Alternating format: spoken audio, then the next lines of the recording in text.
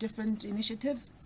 So we're looking only at a component of the initiatives, and we've looked at 16 initiatives. The very same ones we reported on back in September are the ones that we followed up on and are sharing some input on today.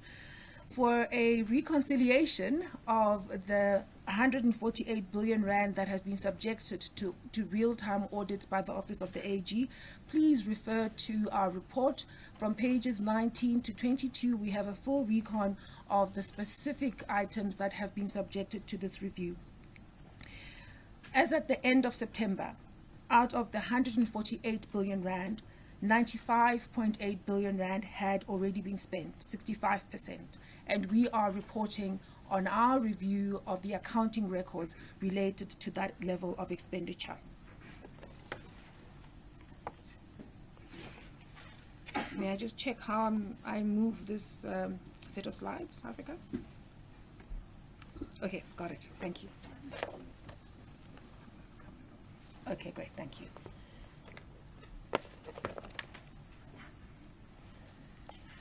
Just a reminder of how we've approached this work. Just a reminder of how we've approached this work. We started back in May with engaging with accounting officers to talk to them about the preventative controls that needed to be in place if they were to have some assurance that the initiatives were being rolled out in a manner that's consistent with key principles of accountability and transparency, and indeed that they were going to safeguard resources and channel them towards their intended initiatives. At that time, we identified key areas of risk. We identified high-risk transactions, and this we did through detailed data analytics that were compiled by a multidisciplinary team that we deployed to look at these initiatives. So not only were our auditors deployed, the financial auditors that you are used to interacting with, but we included in their teams the input of engineers, the input of other sector specialists, as well as information systems auditors, fraud detection risk specialists as well. We then set about auditing particular transactions and looking to detect whether the key controls were in place, and where they were not in place, what level of loss or non-compliance may be evident. And then we've been reporting on that. So in the second installment of this report, we followed the very same course. We've taken the preventative controls that we spoke about in the initial instance, and we've gone about looking at the transactions that were put through the accounting records, and we've identified certain findings and observations that we've shared with accounting officers as well as executive authorities throughout the different institutions of government. You'll know that much of this work was done during lockdown, and we've had to depend on the cooperation of different players, not just those of our teams who are particularly resilient, but also the cooperation of accounting officers as well as the teams they lead in the different institutions that we audited. Our findings, which you'll be familiar with, relate to matters of non-compliance. To go back, matters of non-compliance, or areas of misstatements, or areas of understatements, or areas of misstatement of performance information, things that would end up in the audit report. Our observations are really highlighting areas of risk and highlighting red flags of things that could potentially go wrong, and inspiring, we hope, accounting officers to do the necessary to fix the internal control environment and avoid non-compliance, avoid misstatement, and avoid the leakage of funds. In our first report, you'll recall that we talked about a few items that we were concerned about. We raised at that time that the pre-existing deficiencies in how supply chain is managed, how procurement is managed in the state, were going to compromise the implementation of the different programs.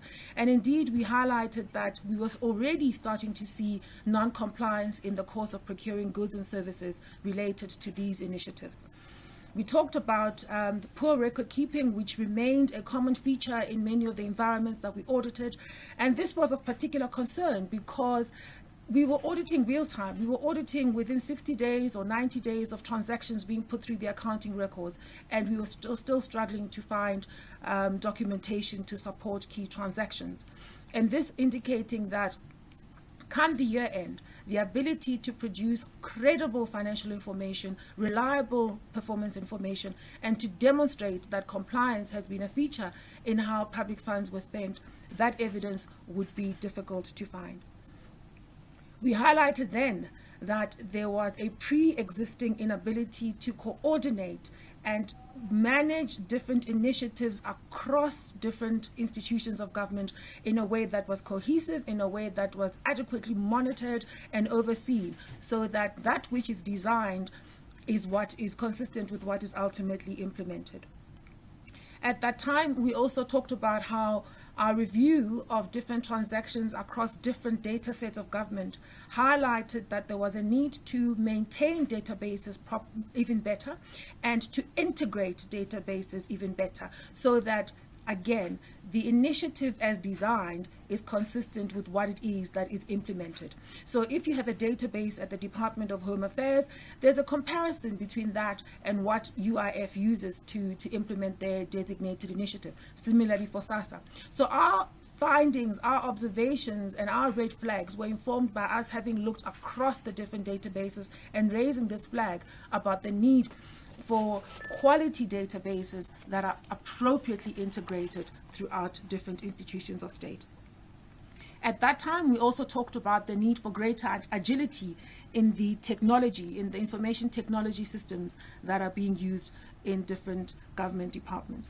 So in many ways, what we said at the end of the first report, we said that these initiatives landed in an environment of compromised internal controls. And if we do not fix those internal controls, it is likely that the initiatives would not result in the benefit as intended. Back in April, we started by conducting audit work for 2 months. We then reported our findings and observations to accounting officers. We also shared those observations and findings with executive authorities through different engagements, and we gave an opportunity for accounting officers to respond to those findings and observations. We also shared the outcome of our work with the Fusion Center, which has different agencies in the law enforcement arena engaged in a collaborative effort to safeguard resources, to collect resources that would have leaked inappropriately, and to implement the appropriate levels of consequence management. And we also engaged with some of the oversight structures in Parliament. Our second report similarly covers the period up to the end of October. So we're reporting now at the beginning of December on transactions that would have gone through the accounting records up to the end of October. Some of them September, but many of them in October. So this is real time. These financial records are what we are going to audit in terms of the annual regularity audit next year. So these are accounting records that relate to financial statements that will be submitted to the Office of the Auditor-General on the 31st of May next year, and we will audit those. At that point, we will look at these findings and observations and consider them for our own final audit conclusion and audit report in the normal course. We've also used this time to engage with accounting officers, share with them our findings, our observations, as well as our recommendations. And we've also engaged with all of the executive authorities responsible for each of these initiatives. We're currently hard at work on our third installment of the report, which will look at local government. So this report that we're tabling today does not include local government as a focus area. That will be dealt with in the next installment, which we will issue during the course of next year. Our collaboration with the Fusion Center will continue as we have begun.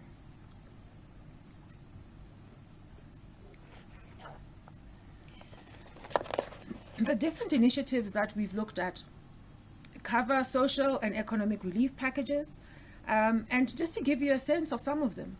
So you recall that SASSA spent 31 billion rand already. Up to the end of September, they spent 31 billion rand delivering different benefits to vulnerable households throughout communities of South Africa. 5.26 million people benefited from the special relief grant. 11.8 million South Africans and their families benefited from the top-up grants, and a number of families benefited from these food parcels.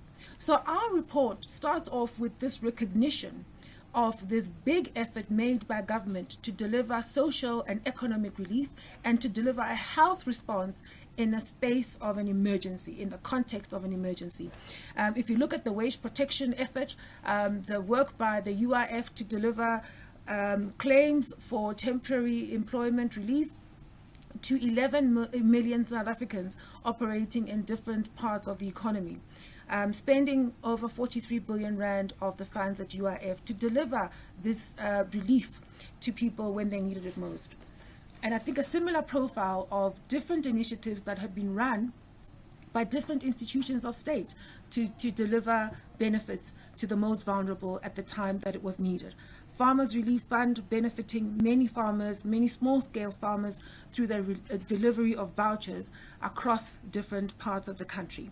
The Sports, Arts and Culture Social Relief Fund also benefited over 4,000 artists, artists, athletes and technical support persons in that sphere who needed that support at that time.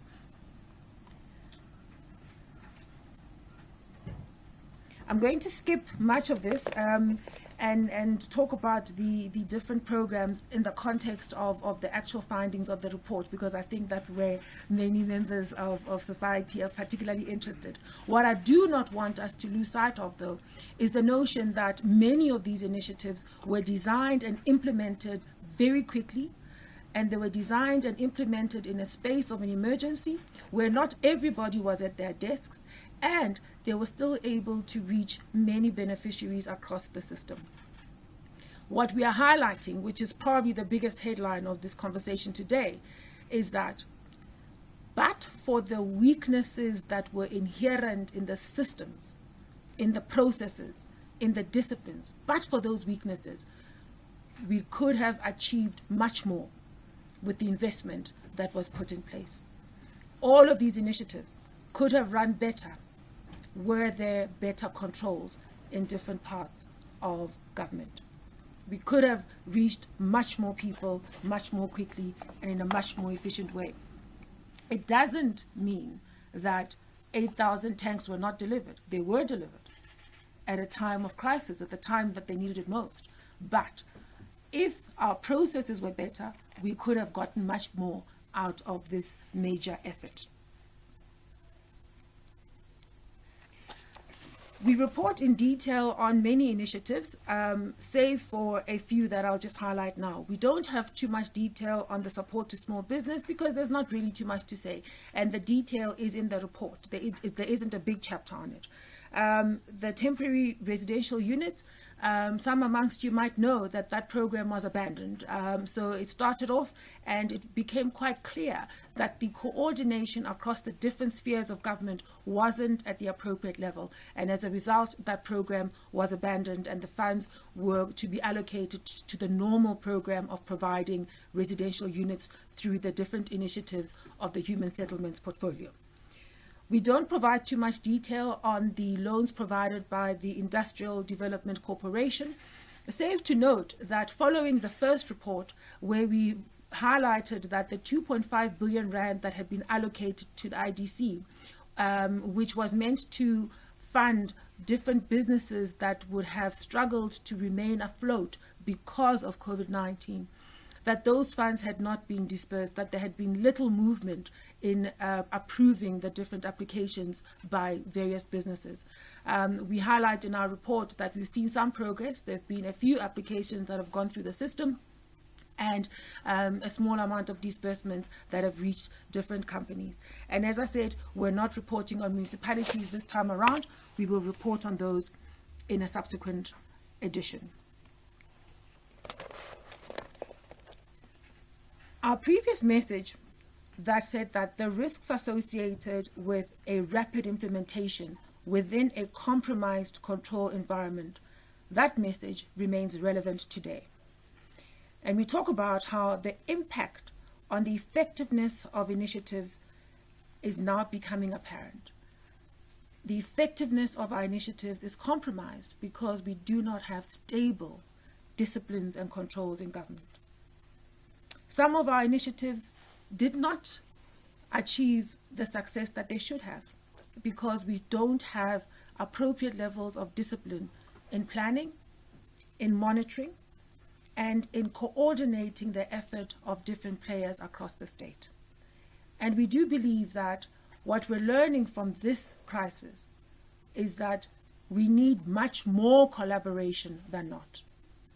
The effort that we would have seen in the water sector, where the department, the national department, worked with Rand Water that was appointed as an implementing agent, as well as the municipalities within which different communities reside.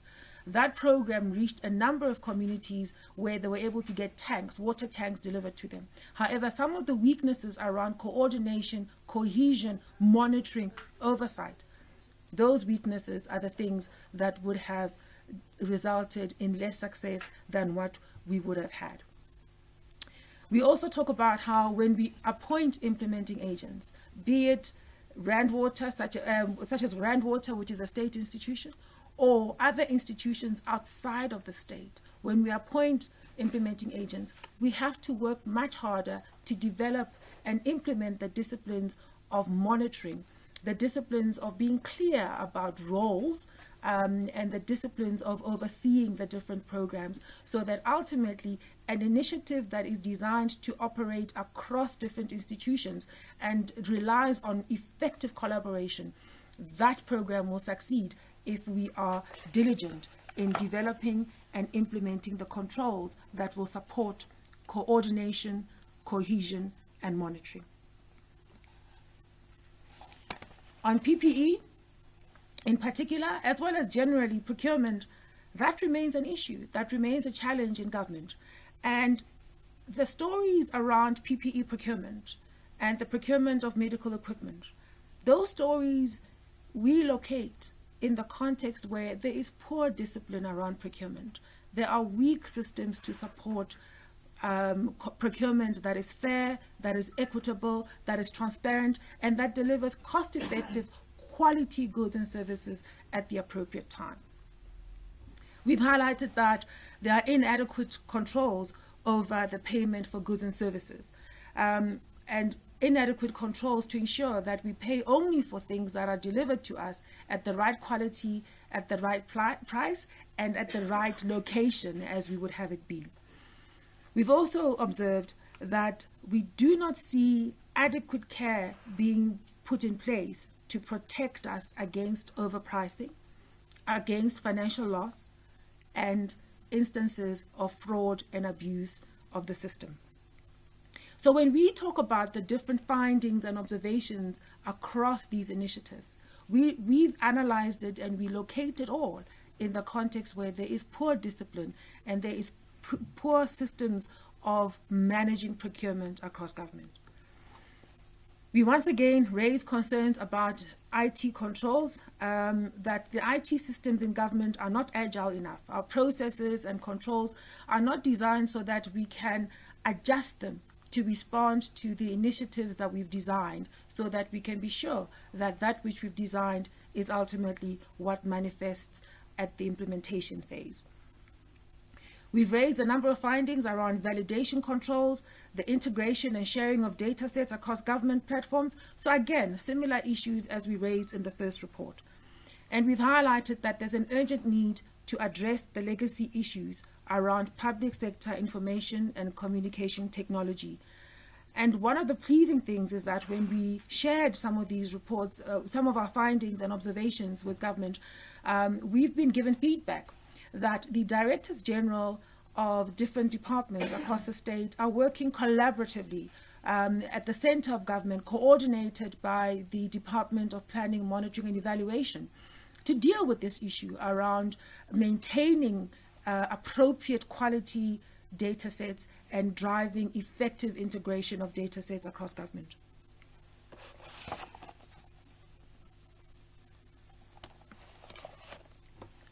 Some of our overall findings demonstrate that where there is responsiveness following the audit by the Auditor-General, we do see some benefit. And here's an example. At the end of the first report, we shared with the executive authority responsible for the UIF, that being the Minister for Labour and Employment. And we shared with him, as well as the DG in the department, our key findings and observations and our key concerns. And we shared with them those observations relating to inappropriate payments to people who should not have benefited from this TERS benefit. We shared with them our concerns around payments to people who had claimed for people that were not employed.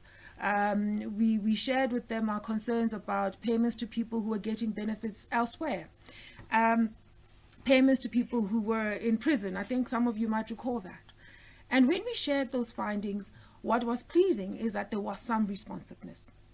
You may recall that the very same afternoon that AG Magwetu tabled his report, the Minister of Labour and Employment had a press conference the same afternoon, wherein he informed the public about key actions taken to address the findings raised by the Auditor-General. What that has done is threefold. One is that the subsequent transactions following our audit, our recommendation, and the implementation of corrective action, the subsequent transactions look a lot better than the first phase. So the exceptions are still there. Things are not perfect yet, but much fewer exceptions. That's the first thing. The second thing we found is that there were consequences meted out to people who had performed poorly and had maintained systems that resulted in that level of loss to the UIF. And the third aspect, which is also important, is that there was a diligent effort to recover what had been paid inappropriately. So as we speak now, 3.4 billion rand has gone back to the coffers of the UIF because there was responsiveness. And I think if we embrace this crisis as an opportunity to learn, an opportunity to galvanize our efforts to deal with the urgent need to strengthen our systems in government, we can win. And this example provides an area of inspiration for us as an office, because our work clearly matters and is being taken seriously, and it is having the impact we had desired, because we do this work so that we can provide value-adding insights, timely, relevant insights that help those that are charged with running government to do so even better. We've seen that there are more controls still to be placed so that we eliminate the exceptions that were there in the first instance, whether it be paying people who continue to benefit from NSFAS, people who benefit from SASSA, and people who are non-South African residents. And our point is not that you shouldn't be paying these people, but rather to ask the question, we notice that you're paying these people. Is this consistent with what you want? Because if it is, well and good. If it isn't, let's attend to fixing the processes so that the benefit reaches the people that it is intended for. And we've also noticed that there is much greater effort towards post-validation processes, so that where there have been rejections, they are going back to look at those and validate that they were appropriate. If they were not, they are paying back the people that should have gotten the benefit. And similarly, they are continuing to audit the payments that have been made so that they can recover funds from people who got the money inappropriately. In the context of SASSA, following our first report, there was a stop to some of these payments and a review of the systems and the processes that underpin these grants. And what is pleasing to note is that following the first report, yes, we still have some exceptions, but we're seeing much fewer exceptions than the first time around. So a similar story to what we saw in the UIF. In the first report, we had raised key concerns about invalid rejections, where applicants had made an application for this benefit and had been rejected. The leadership at SASSA has now gone back to relook at those rejections, and where the application was valid, they've gone back and paid that application, and where it remains invalid, it has remained so and confirmed as such. They've also gone about ensuring that they are investigating the things we've raised, whether it is people who are employed elsewhere or are getting government contracts. We still see that over 1,500 claimants of SASSA grants happen to be directors of companies that benefit from state contracts, which is a matter that requires further investigation and hopefully recovery from people who benefited inappropriately. The beneficiaries that we have identified as having benefited inappropriately are just over 67,000, which represents less than 1% of the approved applications for this SASSA benefit. And I'm trusting that this gives you a context and some perspective about the nature and the extent of the exceptions that we have found, having examined through the use of experts the entire database of payments made to different applications. On the top-up grants, following our first report, the manual controls or the manual processes that were making it difficult to avoid underpayments and overpayments, those are being addressed, and we're seeing fewer exceptions than what we saw before. Again, it is not to say that we are done with the work of fixing controls, but it is saying that where there is responsiveness, we do get the benefit around safeguarding resources and demonstrating that people that should benefit from these programs are indeed the ones who do. On the Farmers Relief Fund, following our first report, there were the rejections that were now re-evaluated and reconsidered, either confirmed as people who should not benefit or paid where they should have benefited in the first instance. Similar profile here, where there was responsiveness. The work is not done, but the processes are being tightened and strengthened so that indeed the next lot of relief programs that are being designed land on a system that is improving. So we need to maintain the momentum of responding to audit findings and actively fixing the weaknesses in government. In the Tourism Relief Fund, over 4,000 tourism businesses benefited from this relief fund. The full 200 million that had been allocated was paid out. We found that there were instances where supporting documentation was not adequate, and we raised this with the accounting officer, and we believe that they will indeed address these weaknesses so that when we come for the year-end audit, that documentation is in place.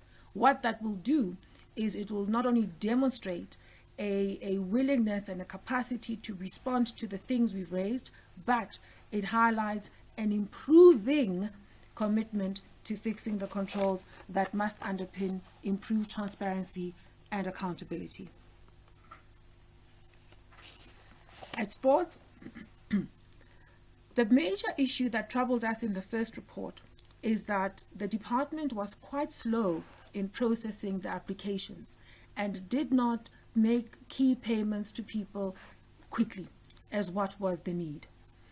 And that's again an issue about the agility of our IT systems and the strength of our internal control environment.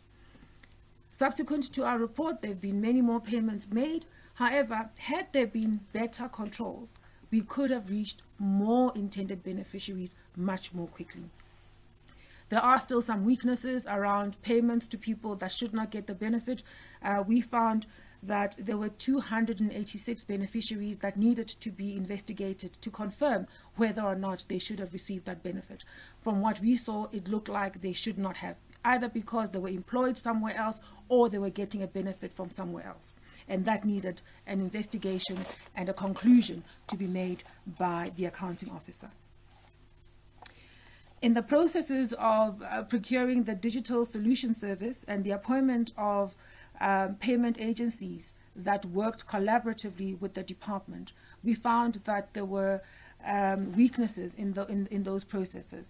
And again, it's really in the space of saying our disciplines around managing procurement need to be strengthened. On the food parcels, similar issues around planning, record keeping, and guidelines that needed to be put in place so that the process of issuing these food parcels is consistent and has a consistent experience in different parts of the country. We've raised these findings with the department, and we hope that they will get the attention that they deserve. A little bit of detail on PPE, because in the first report we did not deal much with PPE. At that time, we were still processing a number of our audit tests, and so we did not deal too much with it then. We're in a position to share with you some of the insights that we've derived having audited PPE procurement in both the health sector and the basic education sectors. Some of the PPE procurement processes were run through the Departments of Health in the provinces. Some were run through the Department of Basic Education. Some were run by the Provincial Treasury, as was the case in the Free State. But we've looked at all of them, and we've summarized our findings on each of those areas. Our report has a summary on page 90 that will give you a feel for where we had these findings, which provinces had a prevalence of findings. I'm just going to highlight just the key observations and the summary of what it is we found. We've highlighted that competitive processes were not followed, such that some of the contracts were issued to suppliers that should not have got those awards. And there were deviations that were not approved at the appropriate level. We noticed and had findings in different areas that the requirement that was established by the National Treasury for some aspects of PPE to have local content in them, those were not always observed.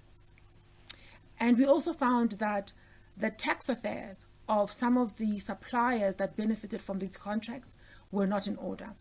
That is against the law, in that anybody who gets a government contract should have their tax affairs in order. In fact, there's a requirement that you have a tax clearance certificate.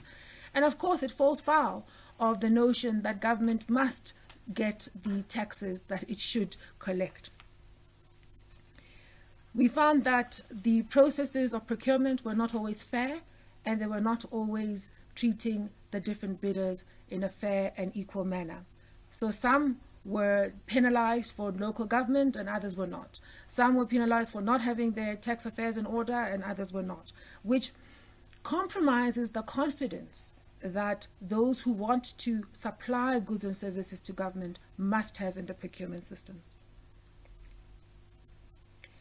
We found instances in many provinces of prices that were paid for PPE that were higher than the market prices that were determined by the National Treasury.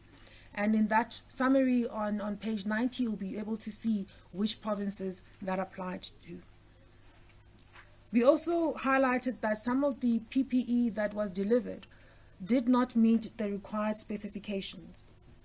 We also found that in some provinces, payments were made to suppliers, even though they did not submit or did not deliver PPE at the right quality, and they either under-delivered or delivered late, and yet they were paid.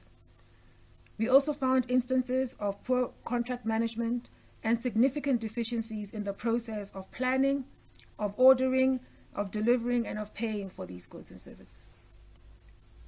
So often when we talk about internal controls, it can sound like an irritation because people ask, why would this be important? And I think an emergency such as this, a large-scale effort to procure urgent goods and services at that critical time, shows up the weaknesses that prevail. And we are reminding accounting officers of the need to use this experience as inspiration to strengthen their processes. In the storage and distribution of PPE, we found that there were weaknesses, and again, it's basic disciplines about how do you manage stock that you've got? How do you make sure that it is placed in an environment that's consistent with the requirements of maintaining the quality of that PPE? And how do you make sure that that which you have procured is safeguarded against theft and loss and ultimately is able to be used for what it is intended for. On water, in water, we looked at the program run by the department together with Rand Water, as well as the program run by DBE, and who had also appointed Rand Water as an implementing agent. Some of our findings relate to disciplines about how do you plan for distributing these water tanks? How do you identify which communities need a water tank and which ones are okay? How do you figure out which school needs a water tank and which one doesn't?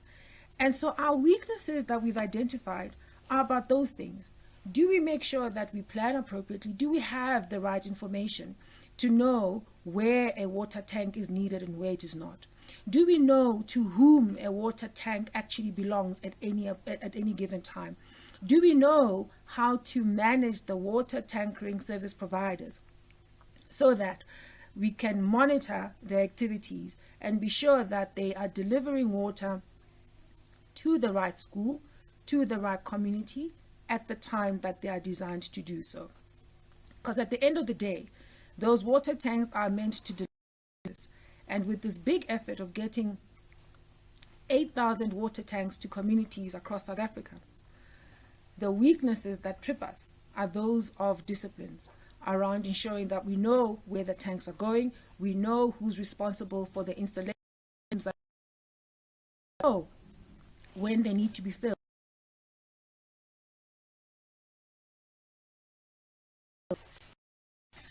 So without going too much of the detail, our big point is this.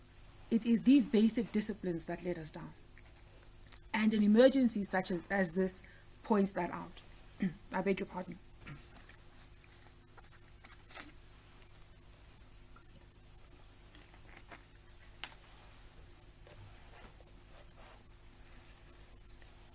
On the quarantine side, when the initiatives were designed, there was an effort or a plan to deliver over 6,000 quarantine sites. And as the spread of COVID-19 developed, it turned out that they were not as required as what had been originally thought. I suppose that happens when we are planning in the midst of immense uncertainty. So at the end of September, we were able to audit that 192 quarantine sites had been completed and had been activated. What we found in our review of these initiatives were weaknesses around the approval and the payment cycles made for the quarantine sites and the providers there. Some of the findings related to some of the hotels overcharging us, such that overpayments were being made beyond what had been planned for and contracted for. And there was a lack of coordination amongst the different players in public works and players in the health sector, so that we would get the best value for the money that was being spent. And I would urge us to locate that in the same point we made earlier on about the inadequate monitoring, the inadequate disciplines around coordination when we run big efforts through different parts of the state. On field hospitals, our findings related to procurement processes that were not always competitive in the way that they should be, and the overpayment for goods and services that were either not received or received outside of a contract. And we also found that there were delays in the completion of the projects. So on the field hospitals, the major observation and the major concern is about procurement processes and about contract management processes that are weak. On the expanded public works program, over 18,000 beneficiaries of this program were deployed across different communities to drive the awareness and education program around COVID-19 and to drive testing in the different communities. There was work done through the non-profit organizations that had been employed to do this work on behalf of the Department of Public Works and Infrastructure, as well as on behalf of the Independent Development Trust. Again, we found weaknesses relating to coordination, to monitoring, to oversight, in that some of the applicants got their money late, some of the participants got their money late, if at all. Some of them didn't have the appropriate levels of training to prepare them for the work that had to be done. And worryingly, some of them did not even have the PPE that they required to keep them safe as they were operating on this program. Again, these are disciplines about procurement and about contract management, about coordination and about overseeing and about monitoring. On the Department of Defense, we audited a number of their initiatives relating to COVID-19. Some of it were about the repatriation of South Africans out of Wuhan.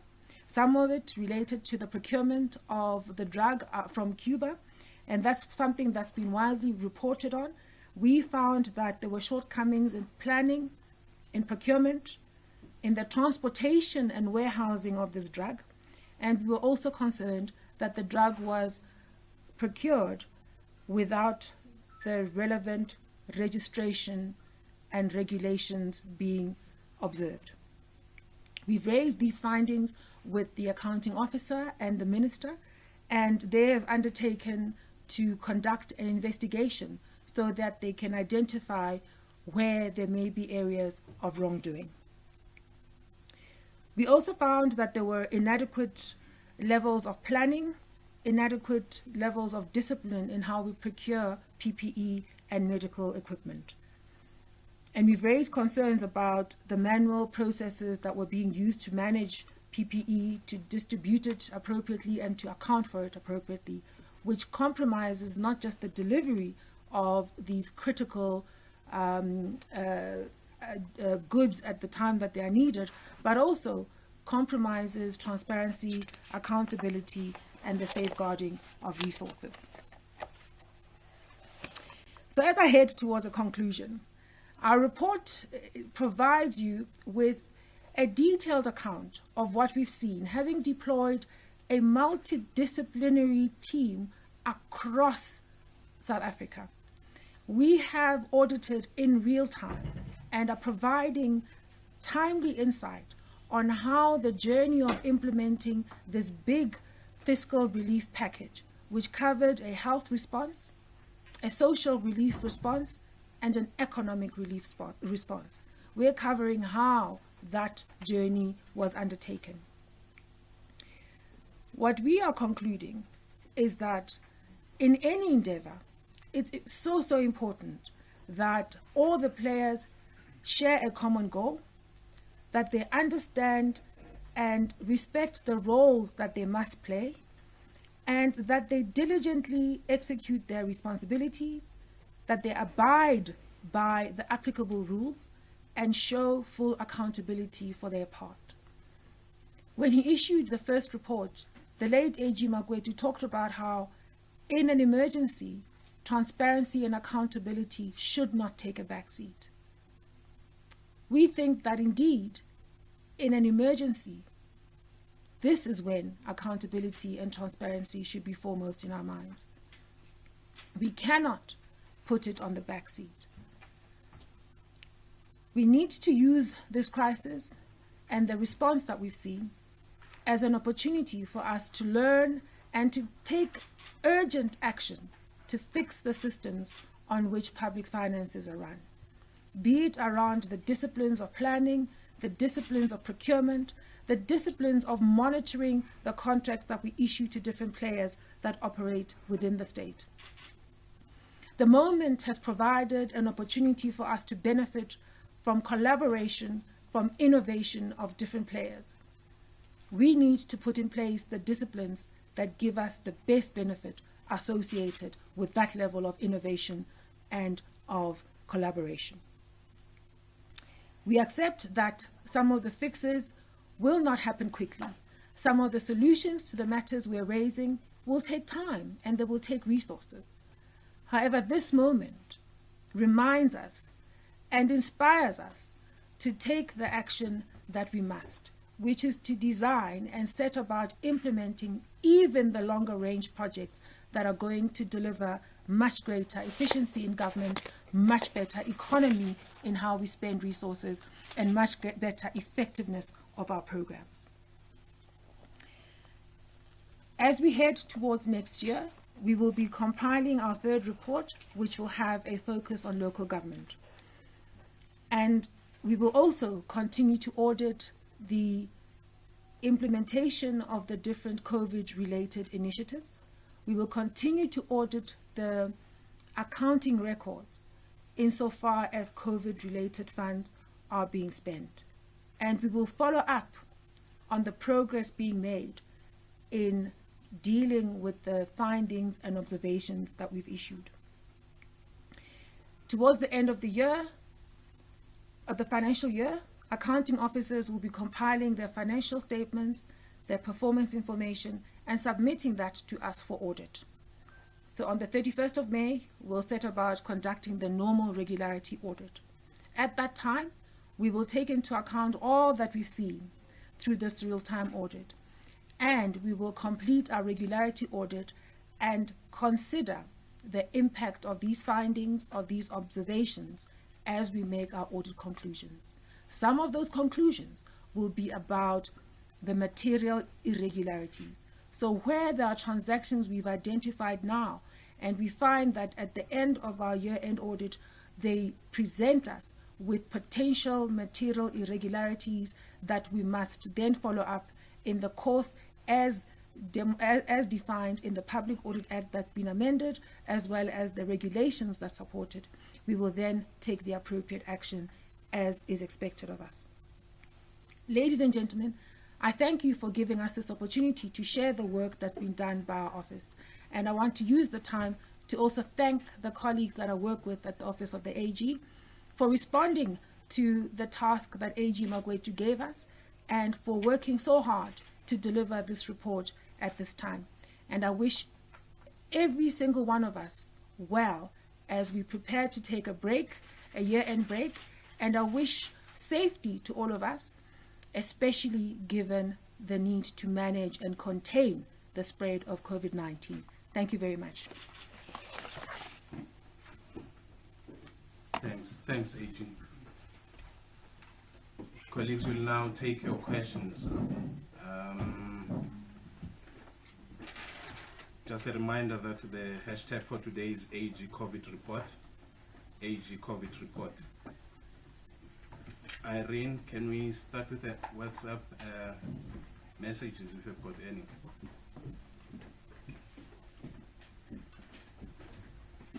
Thank you, Chair. Currently, there are no questions in the WhatsApp group.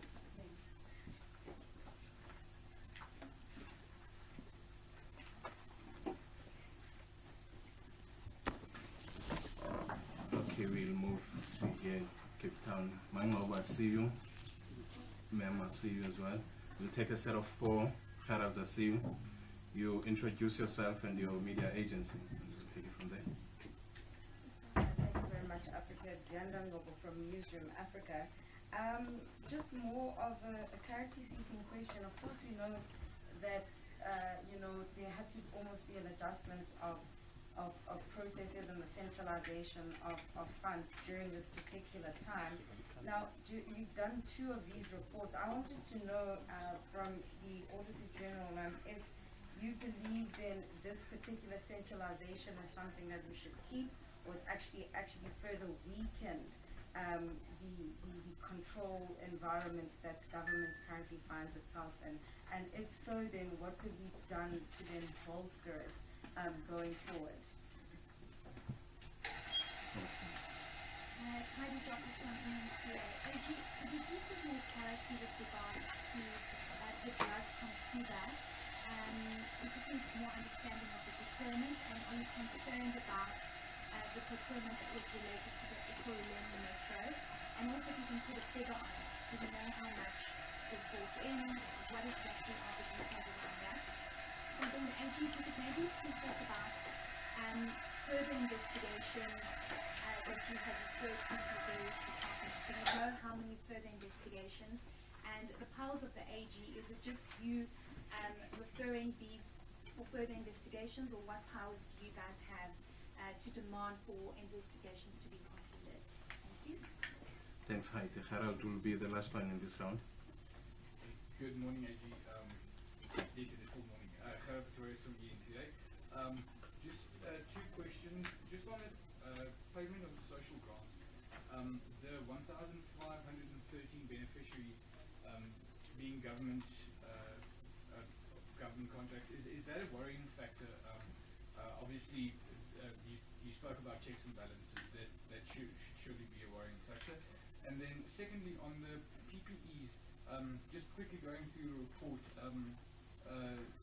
if you look at repeat offenders, Gauteng stands out, KwaZulu-Natal stands out, Eastern Cape stands out, just to name a few. And Gauteng has been named in a couple of the monetary side of it.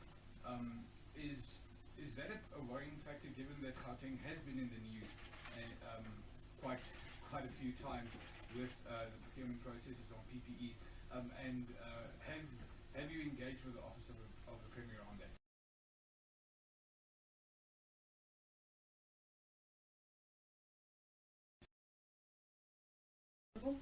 Thank you.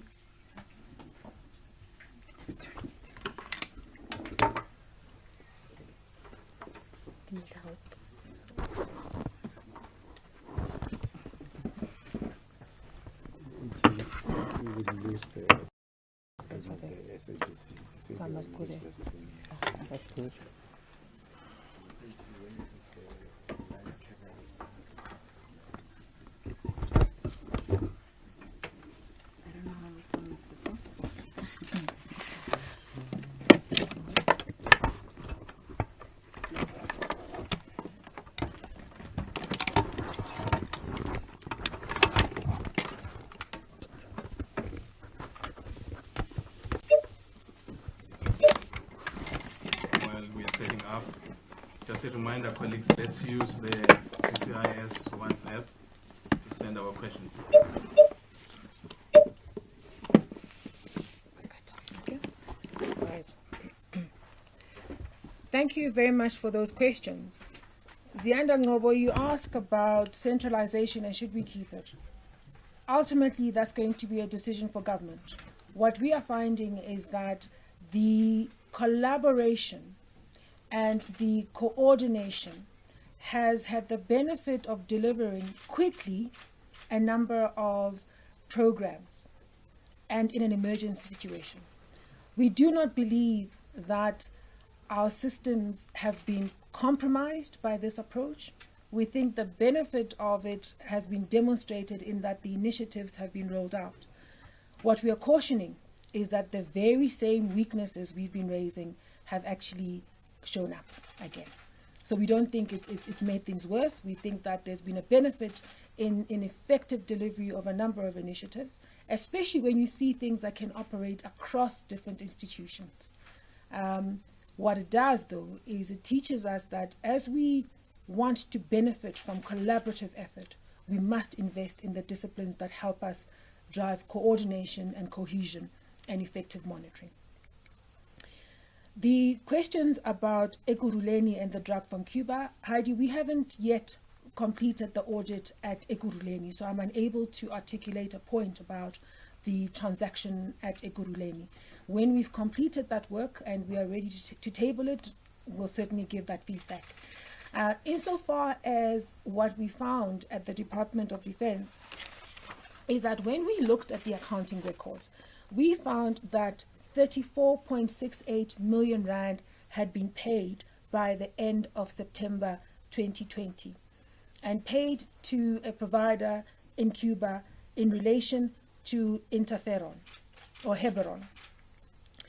And what we found were invoices to the value of 260 million.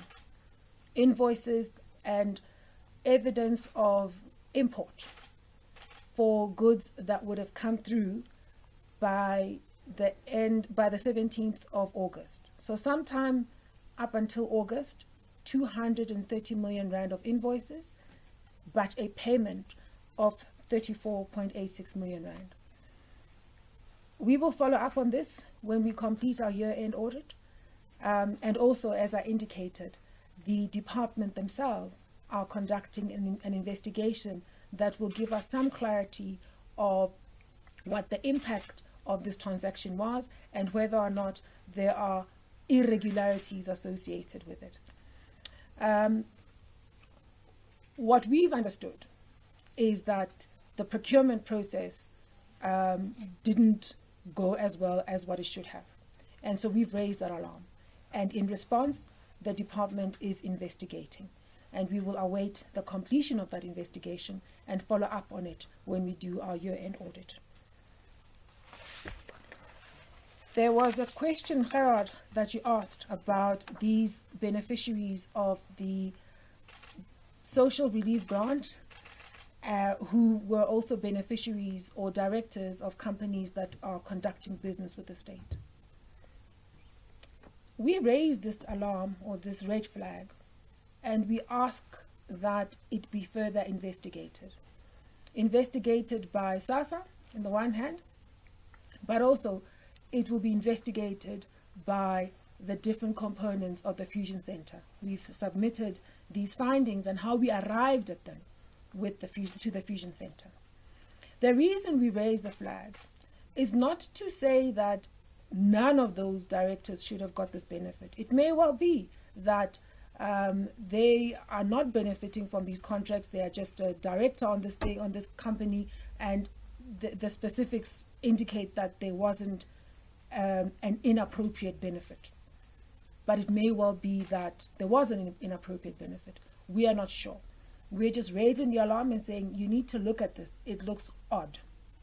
It's unusual that a director of a company that's active in commercial endeavor should need to benefit out of that 350 Rand grant. So it needs some investigation, and it needs some conclusion and some recovery if that must happen. We use it to also point out the need for SASSA to tighten its systems so that they can detect these things and respond to them quickly. To look across different data sets in government, compare what's at SARS, compare what's in the different procurement systems of various departments in government, and compare it to the database that they have, so that they can quickly identify inappropriate applicants and deny them quickly and recover funds that have gone to people that shouldn't have. So we still located in that comment about the need for much better database management and much better integration of the databases in government. Because if we do that, then we will have some better chances of safeguarding resources and ensuring that the people who should benefit on a timely basis. The story about PPE in Gauteng, yes, we have shared the outcomes of this work with the leadership in Gauteng, and I guess the report that we have resonates if you consider what has been in the public domain as concerns raised even by the leadership in Gauteng about PPE procurement. So we know that there is work being done by the provincial leadership to follow up on areas of procurement that did not go well within Gauteng, to recover funds, to work collaboratively with the SIU and other law enforcement agencies so that there can be consequences and that there can be recovery. We will follow up on this when those investigations have been completed and the relevant action taken by those that have the responsibility to act. Thank you. Thanks, AG Irene. Do we have any questions from the WhatsApp number? Still no questions on WhatsApp. Thanks. We'll take the final round then from here, starting with Heidi, Zianda, Karada, you covered. You can go ahead now. Sorry, AG, you didn't answer my question with regards to the powers that the AG has in terms of further investigation.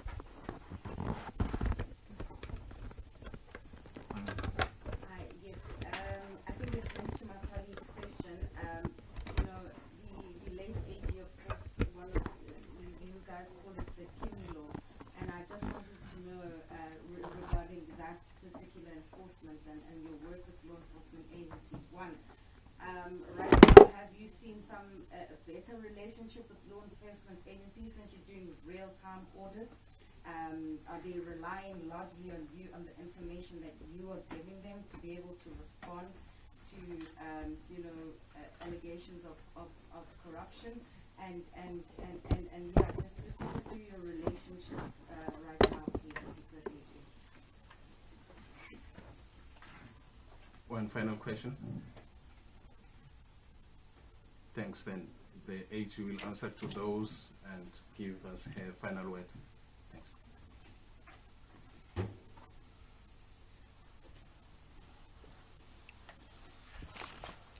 Thank you, Heidi. I beg your pardon. I missed your question. And Zianda, thank you for the question.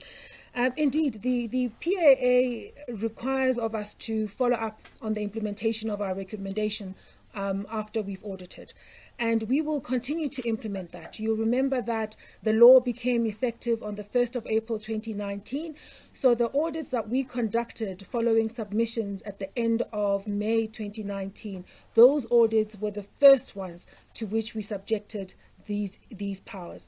And we had pulled a small target of auditees. We had 16 that we included in that portfolio where we audited under the auspices of these powers.